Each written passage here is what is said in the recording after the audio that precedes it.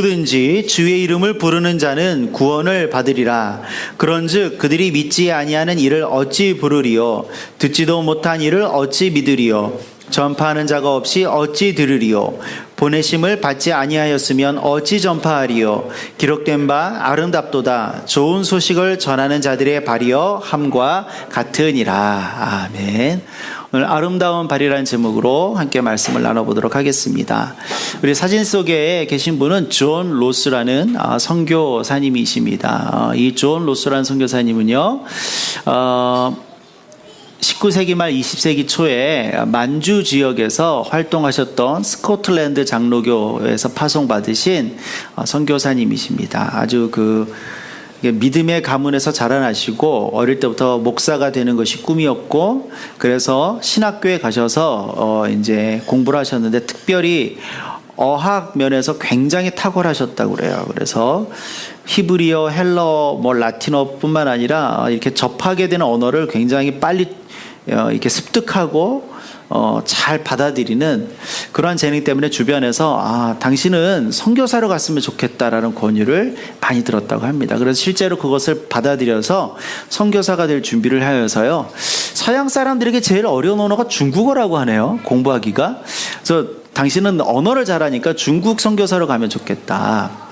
그래서 중국에 하루에 100만 명의 사람들이 복음을 듣지 못하고 죽어간다. 그러면서 그것을 권유했고, 이 존 로스 목사님이 실제로 중국 선교사가 되는 것을 준비하고 중국어 공부도 하면서 드디어 이 1872년에 중국, 특별히 만주의 선교사로 이제 파송이 됩니다. 이분이 만주로 가자마자 만주에 이미 계셨던 선교사님들한테 들은 얘기가 누구에 대한 이야기였냐면, 한 1866년 조선에서 대동강에서 이렇게 돌아가신 토마스 선교사님 이야기를 많이 들었어요. 그때 당시에는 중국과 일본은 자유스럽게 그래도 선교사들이 들어갈 수 있었는데, 조선은 쇄국 정책 때문에 선교사들이 마음대로 못 들어갔거든요. 그래서 이분 마음에 그런 순교의 일도 있었던 저 조선 땅에 내가 가고 싶다라는 마음을 품게 되었습니다. 그렇게 이제 만주에서 영구라는 지역에서 있다가 이제 후배 선교사가 들어와서 이제 더 깊이 심양으로 이제 이전을 하게 되고요. 심양에서 조선 사람들을 많이 만나게 되어요. 그때 만났던 조선 사람들은 주로 이 평안도 출신 분들이고요. 이 보찜을 지고 인삼이나 여러 가지 물품을 가지고 중국, 특별히 만주 지역을 오가면서 이렇게 장사를 하거나 무역을 하셨던 그런 그분들이 많았는데, 그분들을 이제 이 로스 선교사님이 이제 만나게 됩니다. 그러면서 이 사람들과 친해지게 되고, 이 사람들에게 이제 조선말을 조금씩 배우게 되면서 로스 선교사님이 자기가 가지고 있는 특기, 언어에 대한 특기가 있잖아요. 그래서 조선말로 성경을 번역하는 꿈을 이제 갖게 됩니다. 그래서 처음에는 조선어 교본을 만들어요. 외국 사람들이 한글, 가나다라 마바사, 이 한글을 배울 수 있는 교본을 먼저 만들고, 그리고 이제 그 교본을 또 중심으로 본인이 이제 전도한 사람들과 함께 이제 이 조선말을 이제 성경으로 번역하는 그러한 일들을 시작합니다. 그래서 심양에 가는 분들은 늘 꼭 들리는 곳이 있습니다. 동관교회라는 곳이 있습니다. 이분이 1976년에 이제 사람들과 함께 예배를 시작하고 모임을 시작했던 곳이죠. 나중에 실제로 건물이 되었고요.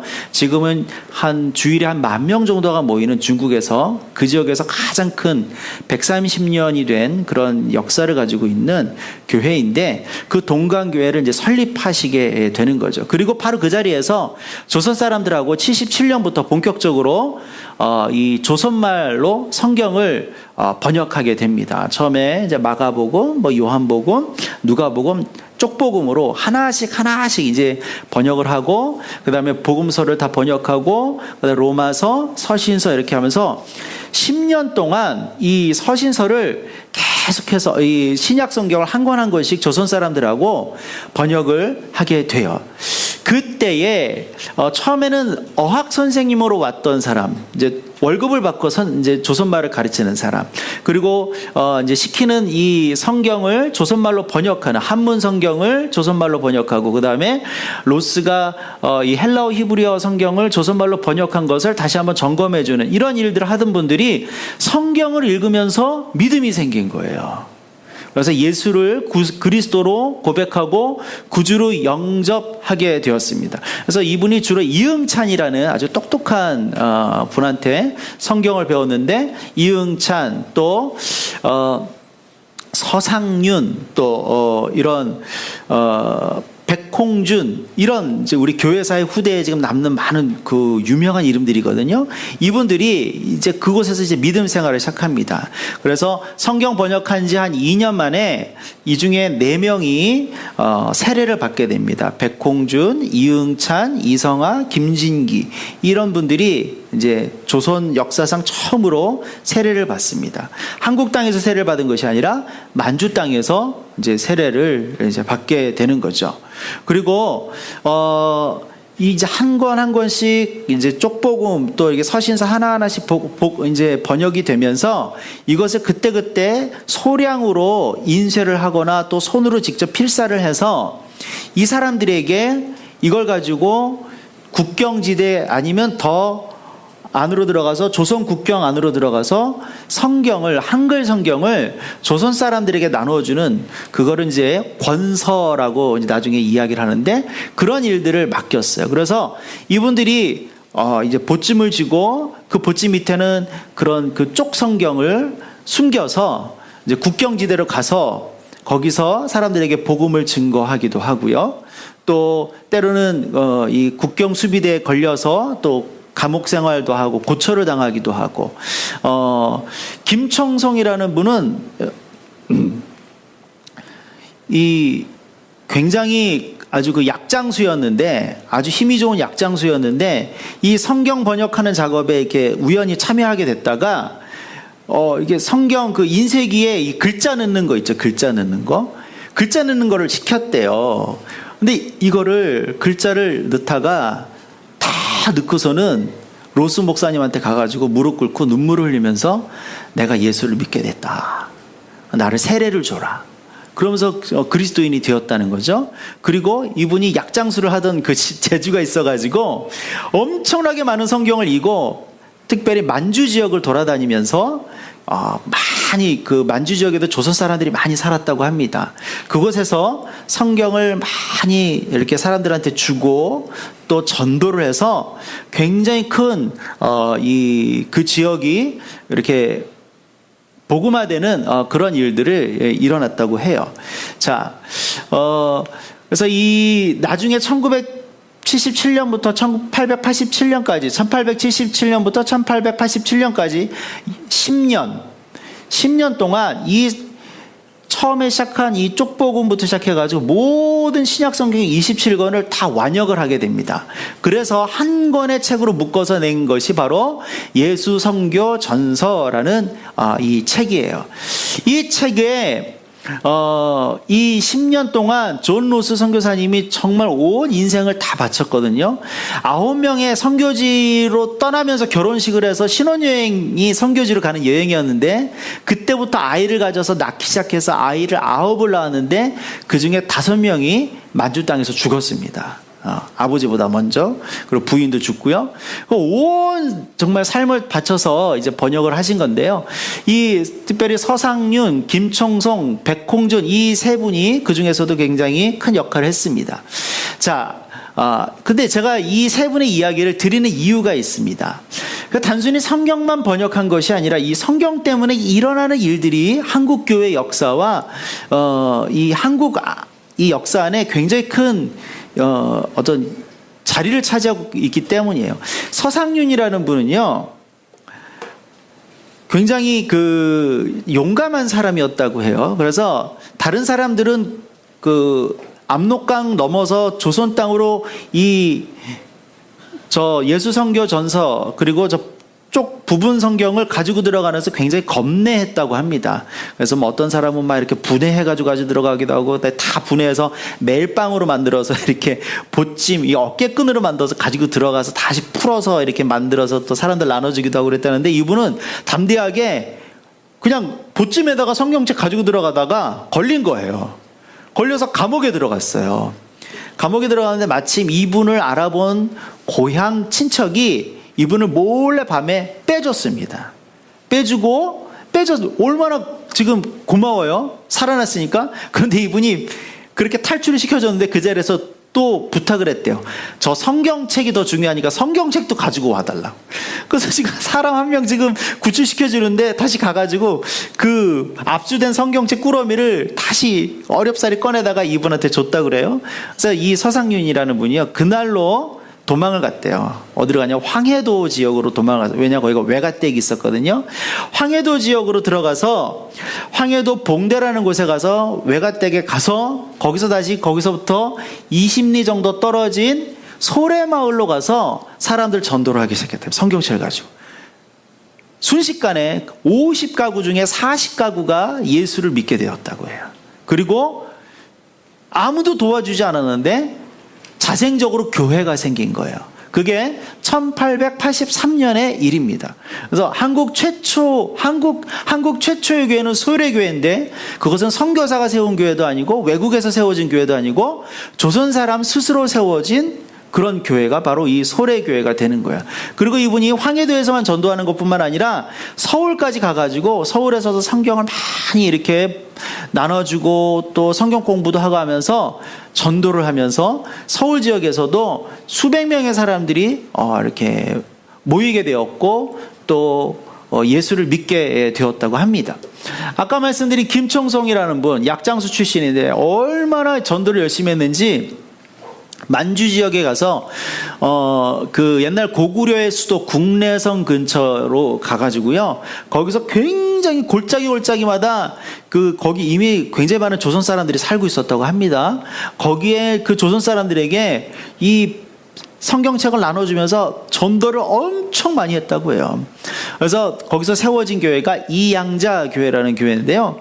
이 동네 이름이 이제 이양자인데, 여기서 교회를 세우고 이분이 1882년에 그 복음서를 들고 성경책을 들고 전도하러 갔는데 2년 만에 굉장히 많은 사람들이 예수를 믿게 된 거예요. 그러니까 자기를 보내준 존 로스 선교사님한테 편지를 쓰는 거예요. 여기 지금 사람들이 예수를 믿으니까 와서 세례를 주셔야 됩니다. 존 로스 선교사님이 믿지 않았다는 거예요. 아니, 뭘 얼마나 됐다고 벌써 전도를 하고 뭐 사람들이 예수를 믿겠어? 근데 계속 그런 편지가 오니까 2년 만에 갔더니 세상에 만주 지역에 벌써 예수를 믿는 사람들, 세례를 기다리는 사람들이 굉장히 많이 있는 거예요. 그래서 처음에 가서 한 75명에게 세례를 주고요, 그 다음에 여름에 또 가서 또 20몇 명의 세례를 주고, 그때부터 교회가 급격하게 늘어나기 시작해서 한 1000개 정도의 교회가 생겼다고 합니다. 그리고 수많은 사람들이 그리스도인이 되고 만주 지역 교회의, 한국 교회의 어머니 교회 같은 교회가 이 이양자 교회가 되었다고 그래요. 근데 이제 우리가 저 지역을 마음대로 가지 못하는 시절이 오래 있었고 또 공산화된 시절이 있었기 때문에 우리에게는 많이 기억에 지어졌지만, 저 이양자 교회가 사실 한국 교회 역사상 굉장히 큰 위치를 차지하고 있는 교회입니다. 그것이 바로 이 김청성이라는 분이 성경을 들고 가서 복음을 증거하다가 이제 일어난 일이죠. 백홍준이라는 분은요, 의주 지역에서 이렇게 많이 복음을 전했던 분이라고 합니다. 이분은 참 독특해요. 아까 존 로스 선교사님이 처음 만주 지역 가서 조선 사람들을 만나면서 전도를 할 때, 그때는 자기가 성경 번역하기 전인데 어느 한 조선 사람한테 한문 성경을 주면서 읽어봐라 라고 이렇게 건네준 거예요. 그 사람 성씨가 백씨인데 이름은 몰라요. 그냥 이분이 그냥 성경책 받아들고 집에 온 거예요. 다시 고향으로 와서 집에다가 툭 성경책 던져둔 거죠. 그런데 그 아들이 백홍준이라는 사람인데, 이 사람은 늘 진리에 대해서 늘 이렇게 막 고민이 많던 사람이었거든요. 이 백홍준이 그 성경을 이렇게 보다가 1년 동안 보다가 혼자 여기서 진리를 발견한 거예요. 예수를 믿기를 하고 아버지한테 물어봐서 수소문해서 존 로스 선교사님을 찾아간 거예요. 만주까지 가서. 거기서 나한테 세례를 주십시오. 그리고 세례를 받고 성경 번역하는데 가장 탁월한 도움 조력자가 되었고, 그 다음에 성경을 많은 곳에 이제 뿌리는, 특별히 저 의주 지역, 압록강 주변 지역에, 평안북도 지역에 뿌리는 일에 굉장히 큰 공을 세웠다고 합니다.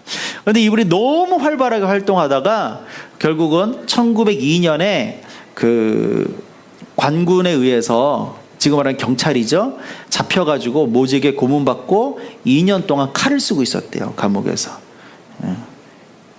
그러다 나중에 몸이 너무 쇠약해서 감옥에서 옥사하셨다고 합니다. 이분이 우리 개신교의 최초의 순교자라고 합니다. 이런 분들을 통해서 교회가 이제 조선 땅에 세워지게 된 거죠. 존 로스 목사님은 성경을 조선 땅에 마음대로 들어가지 못했어요. 그러나 조선 땅 바로 바깥에서 성경을 끊임없이 연구하면서 10년 동안 성경을 번역했고, 존 로스 선교사님과 함께 성경을 번역했던 사람들과 또 그들로 인해서 전도된 사람들이 그 성경을 들고 이제 조선 땅에 들어가서 복음을 전했을 때 그 성경 말씀 때문에 교회들이 일어나기 시작했단 말이에요. 언더우드 아펜젤러 목사님이 공식적으로 한국에 들어온 최초의 외국인 선교사들입니다. 그런데 이분이 한 분은 장로교 파송, 미국 장로교 파송, 한 분은 미국 감리교 파송으로 같이 미국에서 출발했어요. 그래서 같은 배를 타고 한국으로 들어왔는데, 이제 한국 가까이 왔을 때 겨울을 지내기 위해서 일본 요코하마에 도착해서 거기서 겨울을 지냈습니다. 거기서 이수정이라는 사람을 만나서 이수정이라는 사람에게 한국어를 배우고 그러고 들어왔는데, 겨울을 지내고, 이 이수정이라는 사람이 일본에 가서 예수를 믿게 되고 그게 너무 좋아서 스스로 성경, 마가복음이지만 그 성경을 번역을 했어요. 그래서 이 언더우드 아펜젤러 이 두 목사님이 이수정한테 저 마가복음 성경을 가지고 한국어를, 조선말을 배우고 저 책을 가지고 제물포항으로 들어왔습니다.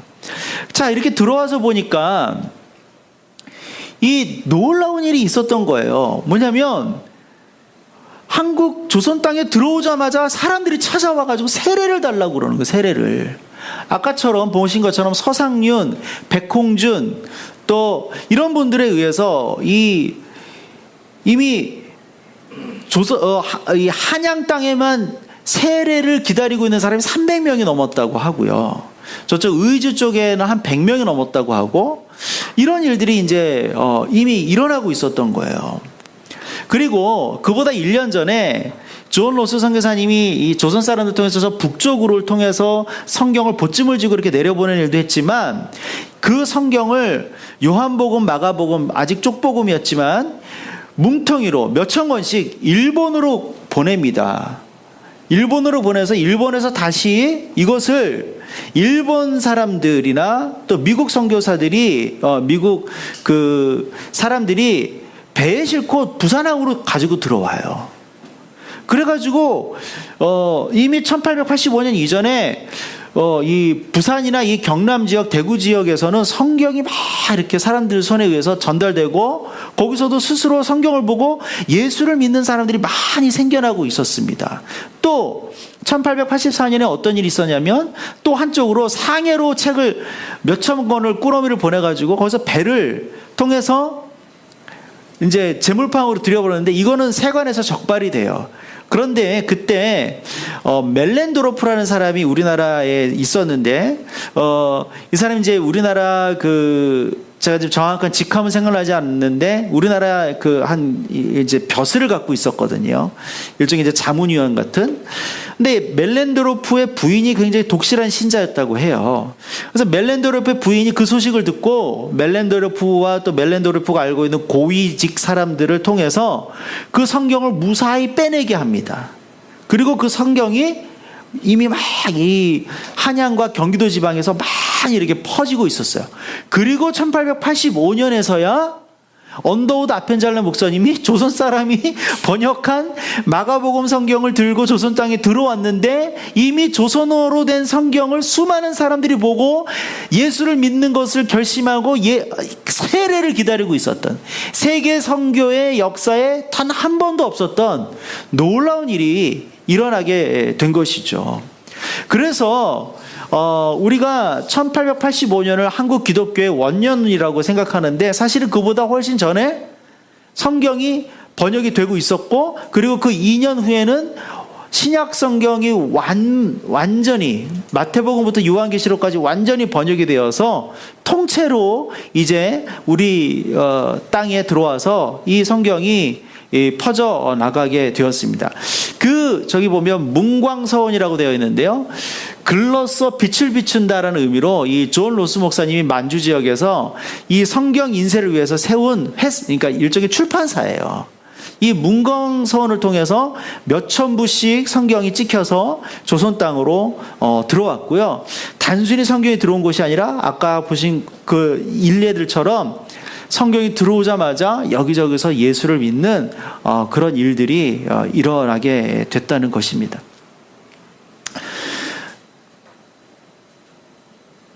오늘 제가 왜 이 말씀을 드리냐면, 하나님의 말씀이라는 것이 그냥 단순히 그냥 글이 아니라는 것입니다.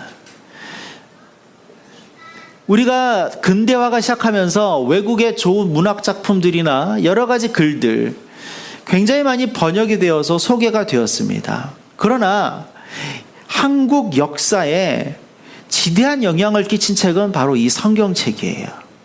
이 성경으로 한국 교회가 세워지고, 한국 교회가 세워짐으로 정치, 사회, 문화 모든 영역에서 말할 수 없는 변화가 일어나고 말할 수 없는 좋은 일들이 일어났어요.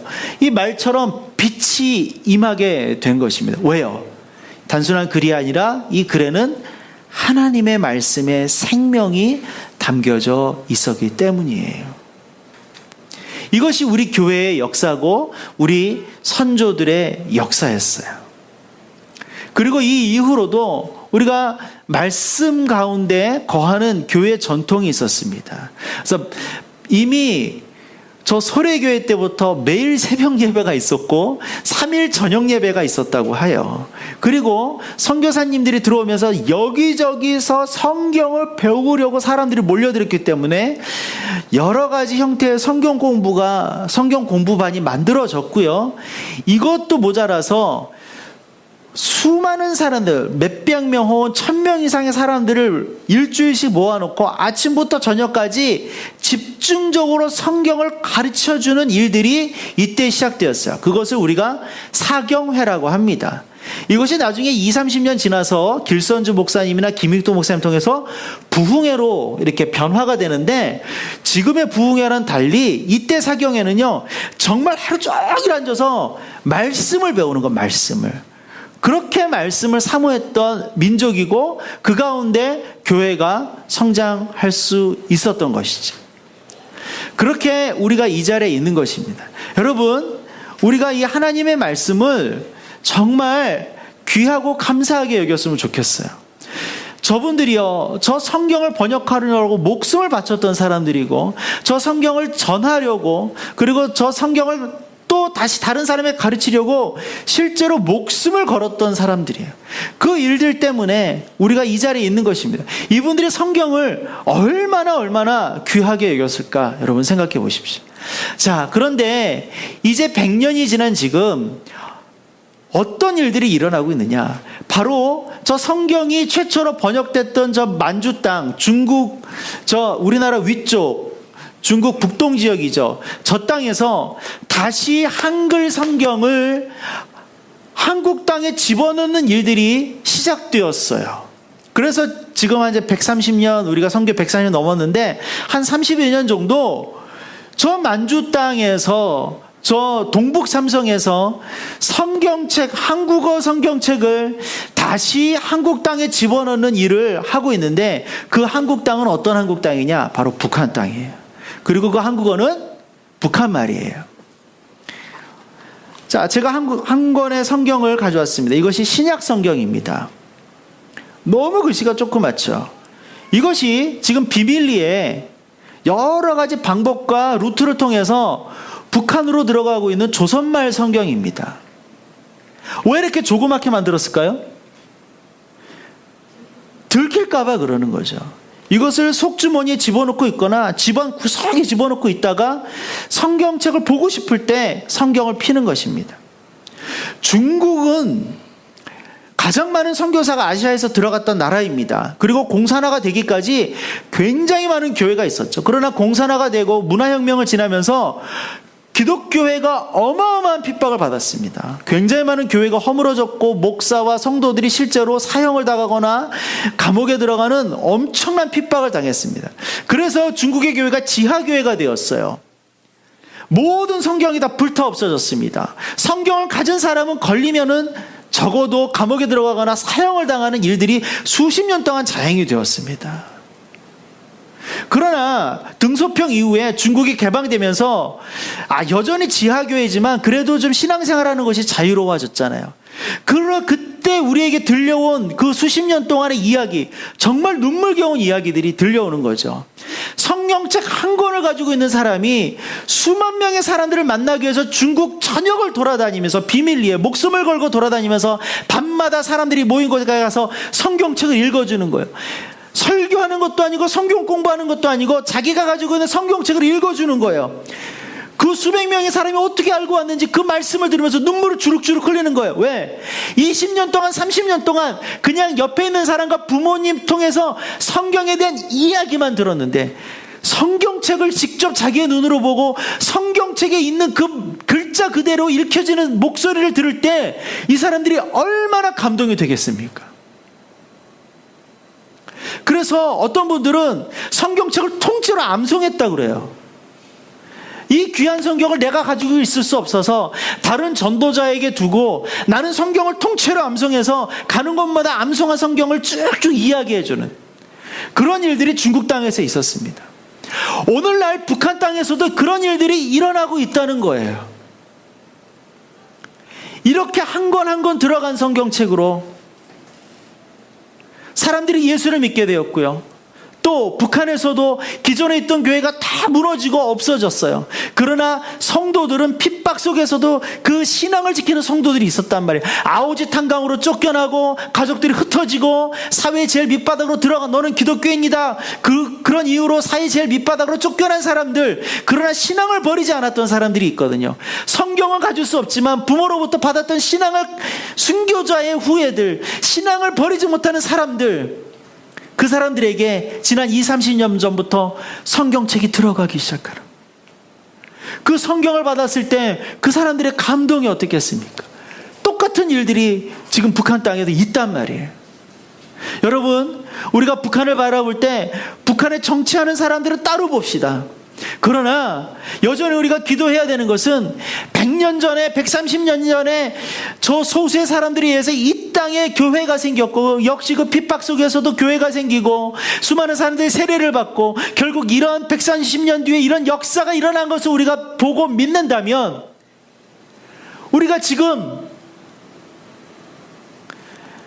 저 북한 땅에도 동일한 역사가 일어나는 것을 믿으시기를 바랍니다. 그리고 그 땅에서 여전히 계속 그 일들이 이루어지기를 우리가 기도해야 되고 우리가 물심양면으로 돕고 헌신하고 후원해야 되는 일들이 우리 안에 있기를 함께 소망합니다. 늘 드리는 말씀이지만 섬 같잖아요. 섬.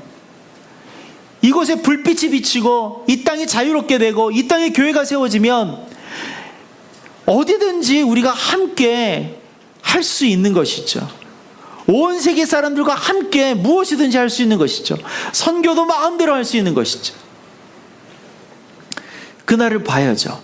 그것은 다른 것이 아니에요. 정치인들은 정치 영역에서 통일 준비하고 있습니다. 경제인들은 경제 영역에서 통일 준비하고 있습니다. 교육자들은 교육 영역에서 통일 준비하고 있습니다. 각자의 영역에서 준비하고 있지요. 그러나 후대의 사람들이 말하기를, 그리고 하늘의 하나님께서 평가하시기를 그때 당시에 남한과 북한이 다시 통일된 것은 힘도 아니요 능도 아니요 오직 여호와의 영으로 말미암았다라고 말씀하시는 그 스가랴의 말씀처럼 남한과 북한이 복음으로 말미암아, 이 말씀으로 말미암아 다시 통일이 되었다, 그 말씀을 하신다면 이 시대에 이 땅에 살고 있는 우리 이 기독교인들, 우리 믿음의 형제자매들에게 그보다 더 큰 영광과 그보다 더 큰 칭찬이 어디 있겠습니까? 우리가 북한 땅에 직접 갈 수는 없죠. 우리가 북한 사람들 직접 만날 수는 없습니다. 그러나 기도할 수는 있습니다. 그렇지 않겠어요? 지난 6개월 동안 계속 제가 함께 강조하는 것, 그래서 이번 주부터 우리가 성경 공부도 하자고 하는 것, 우리가 말씀에 더 가까이 있어야 한다. 우리가 말씀을 더 붙들어야 된다. 말씀이 우리의 삶 속에 그냥 삶 자체가 돼야 된다. 우리가 하잖아요. 우리가 말씀을 가까이 하지 아니하고 우리가 말씀을 사모하지 않으면 우리가 어떻게 저 땅의 사람들에게 이 말씀이 증거되어지는 것을 위해서 기도할 수 있겠습니까? 먼저 우리가 더 성경을 가까이 합시다. 아멘. 그리고요, 우리가 기도해요. 제가 정해드릴게요. 식기도 때 기도하세요. 식기도 때 하나님 맛있는 거 주셔서 감사합니다라고만 기도하지 마시기 바랍니다. 영의 양식이잖아요. 하나님, 오늘도 내가 하루 세끼 이 육의 양식을 먹는 것처럼 저 북한 땅의 형제자매들에게도 영의 양식을 주시옵소서. 여러분, 이제 식기도 때 습관을 들이십시다. 항상 그렇게 우리가 기도했으면 좋겠어요. 개인적으로나 또 우리가 모여서 기도할 때도 적어도 식기도 때 우리가 그렇게 기도합시다. 우리가 이것 때문에 금식하고 철야하고 기도하지 못한다 할지라도 이건 할 수 있잖아요. 밥 먹을 때 영의 양식이 우리 북한의 형제자매들에게 전해지기를 위해서 기도합시다. 그리고 우리가 통합 예배 드릴 때 우리가 그 주에 드리는 헌금, 통일 선교 헌금이 있잖아요. 여러분, 적더라도 하세요. 꼬박꼬박 하세요. 매월 첫째 주에는 통일 선교 헌금 1,000원이어도 좋습니다. 5,000원이어도 좋습니다. 하세요. 이거 한 건 만드는데 돈 그렇게 많이 안 들거든요. 우리는 작은 돈이라고 생각하지만 굉장히 크게 사용될 수 있는 돈입니다. 기도하면서 헌금하세요. 하나님 감동 주시는 대로 하세요. 제가 뭐 많이 하시라고 그렇게 말씀드리지 않습니다. 그러나 이것도 습관을 들입시다. 매월 첫째 주 통합 예배 드릴 때는 통일 선교헌금 우리가 하나님께, 그 금액은, 그 통일 모이는 선교헌금은, 통일 선교헌금은 전액 이 성경 만들어지고 이 성경이 북한 땅에 들어가는데 쓰이도록 하겠습니다. 북한을 위한 여러 가지 사역이 있지만 그것 하겠어요. 여러 방법이 있고 이것을 하는 여러 단체들이 있습니다. 이미. 제가 지난주에 예수전도단 창립자 로렌 커닝햄 목사를 만났는데 그분이 앞으로 20년 안에 모든 사람들 손에 성경이 주어지기를 기도하는 분이에요. 그런데 그분이 특별히 우리에게 말씀하셨어요. 지금 북한 땅에 성경을 들어보내는 엄청난 프로젝트를 하고 있다.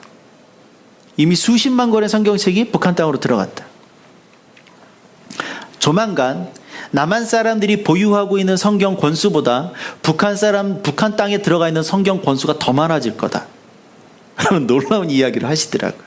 여러 가지 루트가 있습니다. 우리가 마음을 모으면 되는 것입니다. 전 세계 1778개 언어가 아직도 성경이 번역되어 있지 않다고요. 특별히 아시아가 가장 많다고 합니다. 북한 정부가 직접 조선말로, 그러니까 그들은 이제 조선말이라고 하잖아요. 성경을 번역했습니다. 왜? 대외용으로. 우리는 종교의 자유가 있다는 것을 말하기 위해서. 그래 놓고서는 사람들에게 성경을 주지 않아요. 그 사람들이 스스로 성경 번역했어요. 이렇든 저렇든 번역했으니까 얼마나 감사한 일입니까? 우리는 그것을 계속 찍어서 들여보내기만 하면 되는 것입니다. 자, 다시 한번 첫 번째 무엇이라고요? 같이 읽어봅시다. 우리가 먼저 성경을 가까이 한다. 아멘. 두 번째, 식기도 때 북한의 성경이 전해지기를 기도한다. 여러분 하실 수 있죠? 세 번째, 북한 성경 배급 사역에 재정적으로 동참한다. 무엇으로요? 통일 선교 헌금으로. 그 말씀의 능력이 통일을 이루고 또 하나님 영광을 받으실 것입니다. 그것을 위해서 우리 함께 나아가는 귀한 믿음의 성도 또 교회가 되시기를 주님의 이름으로 축복합니다.